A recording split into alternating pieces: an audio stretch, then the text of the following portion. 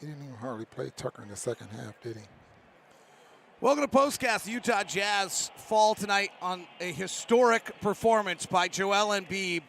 59 points, 11 rebounds, 8 assists, 7 blocks. And yet the Jazz were in this game to the final moments. And you might actually argue it was the offense, not the defense, that cost them the game. We're talking about it coming up on POSTCAST. David Locke along with Ron Boone. As we have watched NBA history, no player in the NBA has ever put up 50 points, 10 rebounds, 5 assists, and 5 blocks in a game. Embiid had 59, 11, 8, and 7. He dominated this game in a way we have rarely seen players dominate a game. His 19 field goals, 20 free throws, and I'm not sure what this last thing is, 10 rebounds. The only players who've ever done it, Wilt Chamberlain in his 100-point game, Michael Jordan on March 28th of 1990, and Joel Embiid tonight. No player in NBA history has ever had, as I said, 50, 10, 5, and 5. Embiid had a career-high points and blocks. Was there anything the Jazz could have done about it, Rob? I don't think so. You know, watching and thinking back the way this game was played, and how it just turned out to be a two-man game or two-man scoring game there for the 76ers with Maxey having, you know, a fairly good night. He got up 24 shots. He ended up with 15 points, but it was all Embiid's effort out there on the floor that they just kept going to him. Doc gave him a rest for about a minute or 2 minutes at one time, brings him back in the basketball game. He just didn't want to waste, you know, that type of an effort, or that knowing that he's hot and didn't want it to go away. On a back end of a back-to-back that sometimes Embiid doesn't play.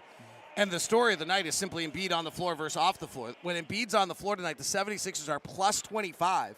When he's off the floor, they're minus 18. And he played 38 minutes. In the 10 minutes he was off the floor, the 9 minutes and 20 seconds, they were minus 18 tonight. So you're right. Doc just rode this train all the way to the finish line. Yeah, he's an ex-player. He knows when a guy's hot, and he knows when he has it going on. And so he wanted to make sure he got the maximum, everything he could out of Embiid. He averages 35 minutes a game. So he only played, a minute and so more, maybe a couple of minutes more than he normally plays, you know, to get 59 points. 24 free throws for Embiid tonight. Do you feel as though he got superstar calls, or No. was just simply unguardable? He was just unguardable, and some of the fouls that he got was I didn't see anyone complaining about, you know, some of the fouls, because he was able to draw fouls on Marketing, and he definitely drew some fouls on Kelly Olynyk, strictly by just a pump fake and getting him up in the air. So he deserved everything he got tonight. The crazy thing, if you go back to the first quarter, Olynyk defends him well. He goes 2 of 6 when Olynyk's guarding him. He's 4 of 9 in the quarter. He gets hot when Kessler gets on him. And actually the Jazz, they actually defended him pretty well. The Jazz lead at 30-26 at the end of one. Embiid's got 13, but he's 4 of 9. Embiid has 24 at the half, but the offensive rating of the Sixers is only a 102. The fact of the matter is, actually, the Sixers' offensive rating on the night is nothing special. It's about a 110. It's right below league average. I mean, the final number has now come in tonight, and I think we will see that the offensive rating tonight by the 76ers was below league average, 47th percentile. So as great as Embiid was tonight, the real story is the Jazz score 21 points in the third, 20 in the fourth, and really were unable to get the offense going because defensively they weren't bad. As historically great as Embiid was, they weren't bad defensively tonight. No, but single coverage with a player like that, when he has it going, you know,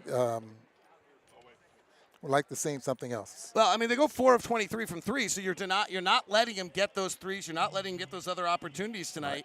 Right. And, you know, and he had a good shooting night. So you know, yeah. We looked at it with Tim Lacombe at one point in this game, and I have to pull it back up. I don't think I have it up anymore. But what his shooting was based on where he was on the floor, it was something else. I think he was 8 of 9 in the shooting tonight from long two. Like, you don't mind him taking that shot. He's 7 of 9 tonight on long twos.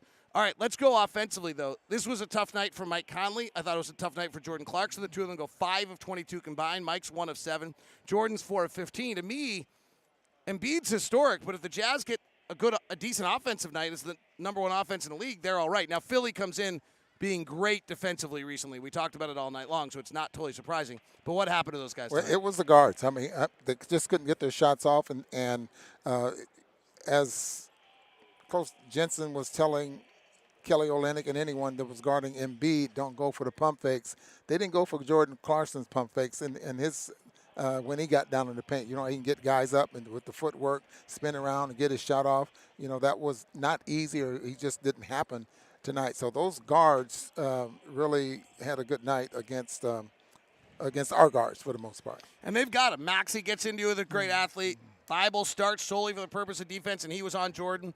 They come off the bench with Milton and Melton, who are both very, very good defensive. I mean, they have long, athletic guards to get into you. Mike 6'3" and 6'5". Mike looked noticeably flustered tonight. Yeah, and again, that little floater that he likes to shoot with that right hand that he uses, that he says it's his touch shot, it looks flat and didn't look soft like he normally shoots, and sometimes that means you're rushing it, you know, trying to make sure you get it off. The hustle was great tonight. The Jazz had another big night offensive rebounding. They had not had a big offensive rebounding night in a while. The Jazz had 18 offensive rebounds tonight. They had kind of slipped in that category, down to 7th in the league where they used to lead the league. So I actually think there's a lot of really, really good signs. This has also been somewhat grueling travel schedule. I do wonder if they ran out of gas a little bit. They score 41 points, and we just have not, we've just been playing one after another. And, frankly, when you don't have a Joel Embiid, it takes such a collective effort for this group to win games that it takes a lot of juice out of everyone every time you try to win a game. Could very well be. I mean, you see Tucker, 14 minutes, and Kessler got 12 minutes here tonight. Could very well be the travel, getting in last night late, and, you know, just all of that probably could have come into effect, David. But again, there's not a lot you can do the way Embiid played.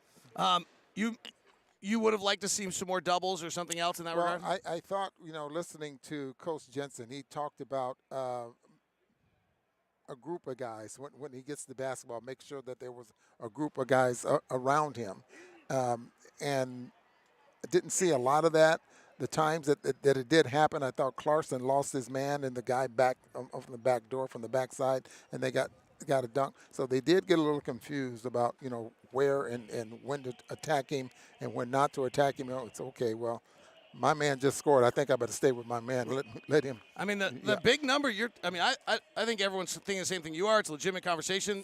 I think the big number is the 8, right? The 8 assists. And those 8 assists were not kick out threes because they only had 4 threes. They were layup dunks. Exactly. Where when we brought double teams, they were getting. He's 7'1". He's playing. He likes to play at about 15 feet, and he's able to go over the top of everyone on those plays tonight. We've seen it's the third biggest game ever against the Jazz. It's the second biggest performance ever against the Utah Jazz. It's never been done in history before. I actually think it's a pretty, you still saw the collection of all the things that are Utah Jazz this year that allows them to play. I think Al Aldanabi just kind of yelled down to Bowler and Thurl and said, wow, that was a heck of a performance from you guys. I mean, this is a historic night, and you're with them possession by possession by possession, and you just couldn't get the offense going to be able to match it. I still think it's an awfully impressive performance by Utah, and shows why, you know, everything they've done so far is pretty legitimate so far. This was just a massive, awesome performance. All right, stars of the game, 2 stars for the Utah Jazz tonight. Where are you going, Ron Boone? Boy, that's awfully hard to tonight, but looking at this a little earlier, and you know, where do you go? You want my quick early thoughts? Yeah. Anybody want to vote on the online of our live lines? I'm going Colin Sexton and Malik Beasley.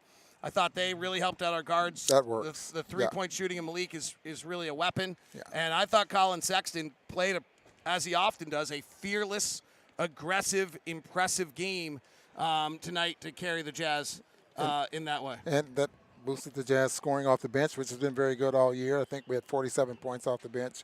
The Jazz have been averaging almost 44 points all year. Again, if you're just grabbing it, Joel Embiid, 59 points, 11 rebounds, 8 assists, 7 blocks. The fourth quarter tonight, the only missed shot he took was a prayer turnaround jumper 3 late in the fourth quarter because he just was goofing off. Frankly, at that point, the game was over. He had 6 blocks in the quarter. He went 7 of 7 in the quarter shooting. His final numbers in the fourth quarter, you have a fourth quarter only box? Ron? I do. The fourth quarter only tonight for him was 26 points, 3 rebounds, 5 block shots. You discuss amongst yourselves what's more impressive, the 23 points or the 5 block shots in a quarter alone. That is Postcast tonight. On behalf of Ron Boone, I'm David Locke. We'll be back with you Tuesday on the floor at about a little before 5 o'clock at DLocke09 on Instagram, and we'll be here with you. The New York Knicks. Against the New York Knicks. Tickets are available at utahjazz.com. Thanks very much for tuning in.